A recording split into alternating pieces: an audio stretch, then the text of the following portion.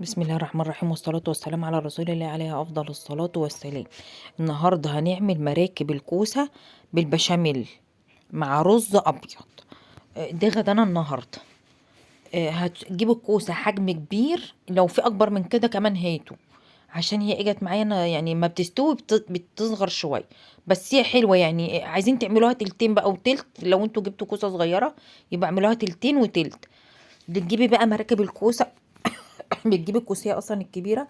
بصي قلبها بطري، بتحزي بالعرضين كده وكده، زي ما انت شايفه بالصوره في الظبط كده. وتحاولي تاخدي من جوه اللب الاول، يعني اللي هو القلب الاول. ليه بقى؟ عشان خاطر انت تتحكمي فيها، ومش تعمليها بالمقوره، اعمليها بسكينه. انا جيت عملت واحده بالمقوره عملت لي دوريات دوريات دوريات على مسافه حجم المقوره، اللي هي يعني الحته اللي بنقور بيها. لكن السكينه بصي بتجيبها حته واحده زي مستقيمه ومخليها حته واحده، ومغوطه الكوسيه برضو.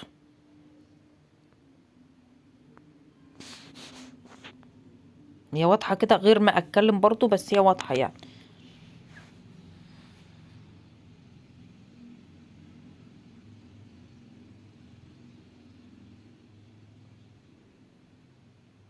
بتحاولي بقى انت تفتحي بقى المسافه، لو لقيتها ضيقه بتفتحي من العرضين زي ما انا فتحت كده، اللي هي الحته اللي بالعرض.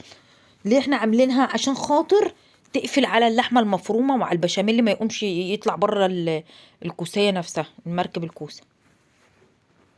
اهي زي ما انت شايفه، بصي الحته اللي بشاور لك عليها دي الطريه، قلب الكوسيه. مع كل ما تكبر بيبقى قلبها طري. والله ما حد كان بيشتري الكوسه الكبيره دي خالص، وكانت يلا عمرنا ما اشتريناها والله. احنا كنا بنجيب اللي هي بتاعه المحشي، يعني ما بنجيبش الاحجام الكبيره قوي دي. قعدوا بقى ماسكين في الحاجه، يعني الكبيره قوي دي ب20 جنيه.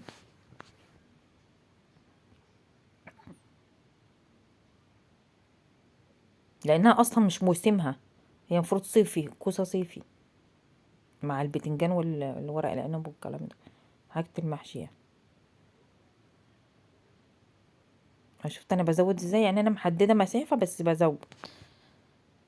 يعني ليكي اللي قدامك، اللي انت شايفاه قدام عينك اعمليه، مش شرط يعني ام ناديه عملت يبقى الكل يعني.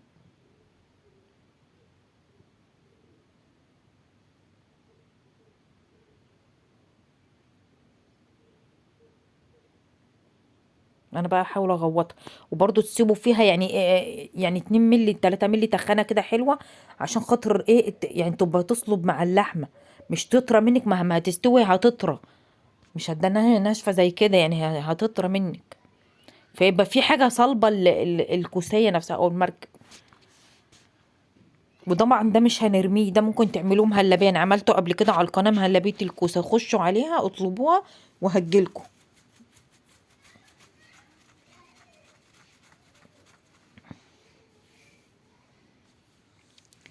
انا بقى رشيت عليها، انتوا عارفين ان الكوسه فرشيت عليها ملح وفلفل، فانت مش عايزه ترش براحتك.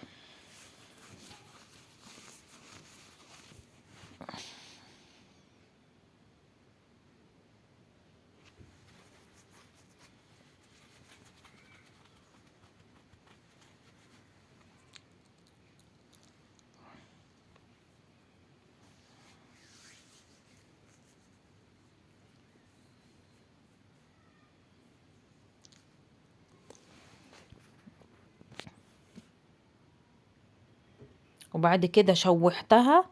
لو انت مش عايزه تشوحيها، هي كده كده هتخش الفرن، بس انا برضو ايه، عشان مش تبقى يعني عامله زي المسلوقه كده، لا قلت خليها ايه تتشوح برضو ايه, تاخد ريحه بسيطه كده، تحميره حلوه.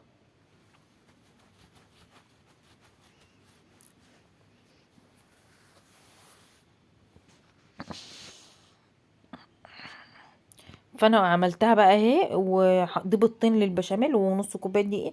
واحنا بنحب نحط على البشاميل شوربه ولبن. اللي ورا ده لبن. زي ما انت شايفه انا هعمل معاكي البشاميل اهو.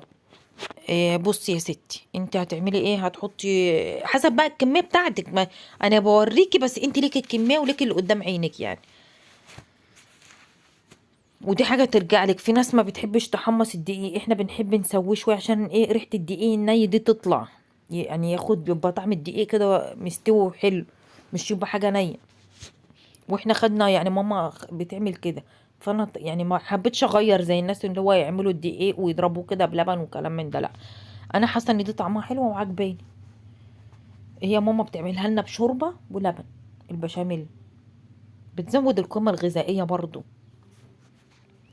فانت يا بتحطي زبده يا بتحطي سمنه حسب اللي انت بتستعمليه برضو. يعني الواحد ما يقفش عند حاجه معينه.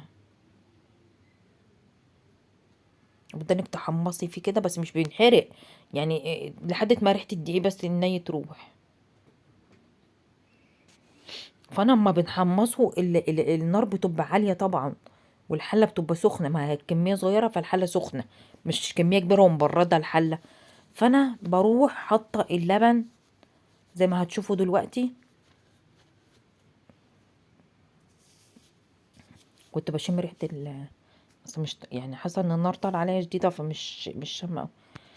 بصي يا ستي، بتاخدي اللبن اهو، وبعد كده بتطفي النار. اللبن ده ساقع عادي يعني مغلي ومركون على الرخامه عادي في جنب كده، متغطي طبعا. فانت بقى ايه، بتروحي طافيه النار، لان انت كل ما تحطي السوائل والنار شغاله هيقعد الدقيق هيمتص معاكي السوائل، فتضطري تقعدي تزودي لبن او شوربه حسب المي السوائل اللي انت بتستعمليها. بصي دي شوربه كانت عندي برضو وحطت منها. ده كله على يعني النار مطفيه. هتشوفوها ده انتم ممكن تبان قدامكم. هو بقى بيحل نفسه، الدقيق بيحل نفسه، لان انا قلت لكم ان الحله، بصوا قلت لكم ان الحله سخنه، فهو كل ما يعمل معاكم زي المهلبيه كده انت هتحلوه واحسن لكم عشان ما يكلكعش منكم كده. الشوربه كانت دافيه شويه لان كنت مسخناها، واللبن اللي كان ساقع برضه، بس الاتنين حلوين دافيين يعني. بصي بقى كل ما تزودي تعملي حبه بحبه عشان ايه تعرفي تتحكمي في التقليب، ومنه ان هو ايه يفك معاكي. ده كله برضه والنار مطفيه يعني برضه ما ولعش عليه خالص تاني بقى.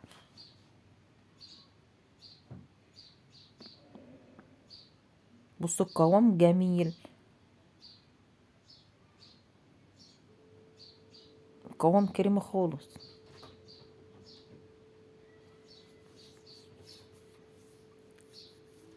انا لو عندي شوربه كتير كنت كترت يعني الشوربه قد اللبن، بس هو بصراحه مش كانت عندي اللي هي السلطانيه دي بس.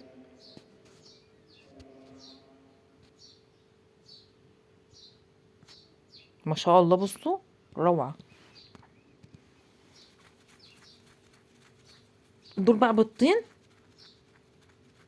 بتحطهم جوه البشاميل، بيدوله هشاشه وطعم، ما بتاكليش بقى حاجه عجينه، بتاكلي حاجه هشه كده وطعم، وبتزودي برضو القيمه الغذائيه. احنا متعودين نعمل كده زي ما قلت لكم. يعني مش شرط كل حاجه جديده تطلع ترند الواحد يعملها. ممكن اجربها وما تعجبنيش، فامشي على اللي انا عارفاه. مش كل يعني فلانه عملت دي اروح عامله زيها، لا، حسب ما كل واحد بيتعود.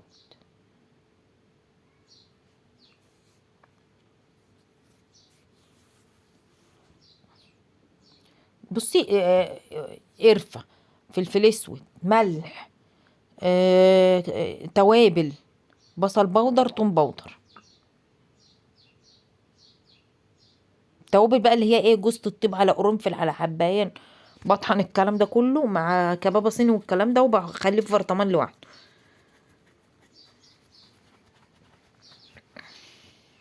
يعني زي ما بقول لكم توم باودر وبصل باودر.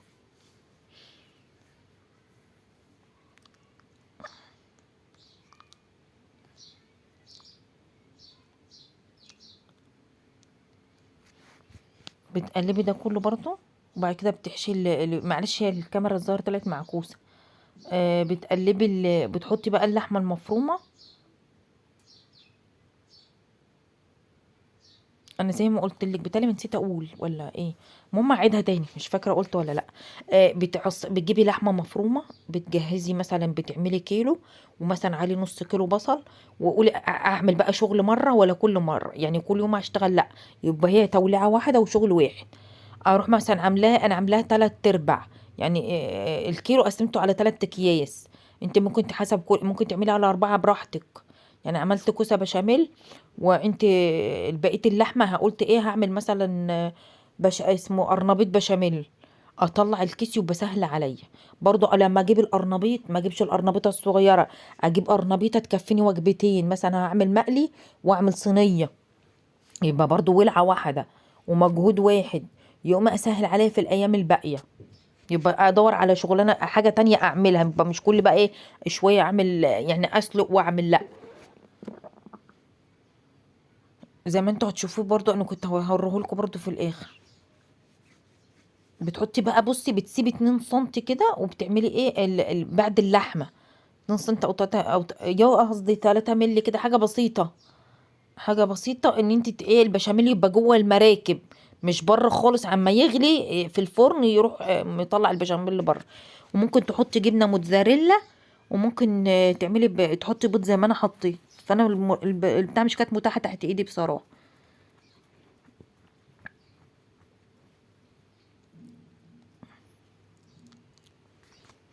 بعد كده بتدخلها الفرن زي عملة المكرونة البشاميل. أول حاجة البشاميل،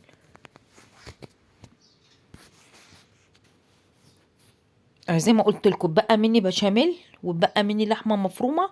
وزي ما قلت لكم اللحمة المفرومة دي بالطماطم دي مثلا هعمل بها القرنبيط. الباقيين بقى لو عوزتهم في حاجة هعملهم. هنعمل بقى الرز الأبيض مع بعض. بتحطي زيت أو سمنة حسب اللي انت بتستعملي برضه، وبتشوحي الرز شوية. عايزاه مفلفل قوي هتشوحيه تشويح جامد، يعني ده انك تنشفيه. عايزاها نص يعني طري كده، يبقى طري معاكي بس مفلفل، يبقى تشويحتين زي كده، وتروحي حاطه عليه الميه السخنه والملح. واهم حاجه تقلبي برضو بعد الملح، لان ساعات الملح بينزل في القاع مش بيدوب. انا ساعات بحطه يسخن، يعني مع التشويحه يسخن ويدوب، بس ساعات ما بيدوبش مع انه ملح ناعم. فانت يعني بعد ما تحطي الميه تروحي عامله ايه بقى، هتروح عامله يا ستي اسمها ايه، بسم الله الرحمن الرحيم، هتحطي بقى الميه السخنه وتقلبي.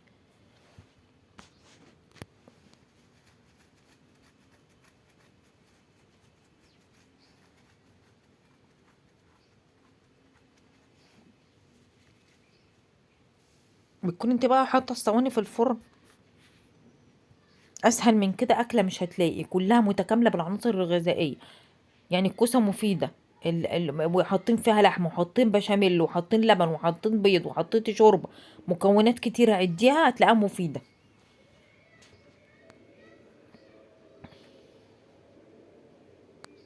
ما شاء الله جميله.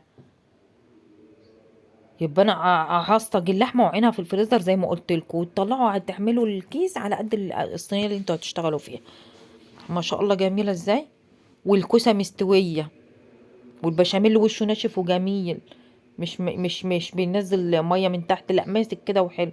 ما شاء الله. واللحمه حمرا ازاي، يعني عشان فيها صلصه طبعا.